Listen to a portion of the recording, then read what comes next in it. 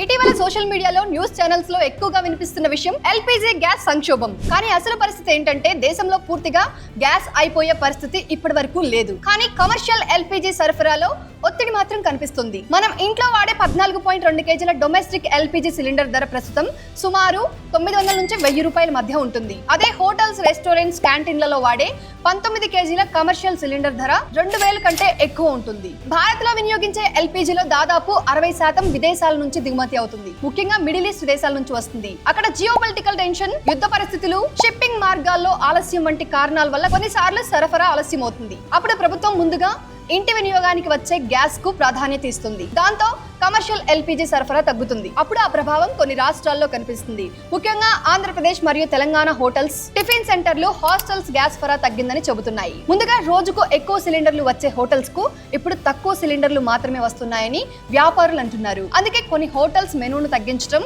లేదా తాత్కాలికంగా బంద్ చేయడం వంటి పరిస్థితులు కనిపిస్తున్నాయి. ఇదే పరిస్థితి ఎక్కువ కాలం కొనసాగితే హాస్టల్స్ లో ఉండే స్టూడెంట్స్, బయట తినే ఉద్యోగులు, ఫుడ్ డెలివరీపై ఆధారపడే ప్రజలు కూడా ప్రభావితమయ్యే అవకాశం ఉంది. కాబట్టి ఇది పూర్తి స్థాయి గ్యాస్ కొరత కంటే సరఫరా సమతుల్యతలో వచ్చిన తాత్కాలిక సమస్యగా నిపుణులు చెబుతున్నారు. సో ఫైనల్ గా ఇంట్లో యూజ్ చేసే డొమెస్టిక్ సిలిండర్ కు ఎలాంటి కొరత లేదు. కమర్షియల్ గ్యాస్ సిలిండర్ కు మాత్రమే కొద్దిగా కొరత ఉన్నట్లు ప్రభుత్వం చెబుతోంది. ఈ సమాచారాన్ని తప్పకుండా అందరూ తెలుసుకోవాలి. కాబట్టి ప్రతి ఒక్కరికి షేర్ చేయండి. ఇలాంటి మరిన్ని యూస్ఫుల్ అప్డేట్స్ కోసం Boss Wala daily Telugu channel ని సబ్స్క్రైబ్ చేసుకోండి.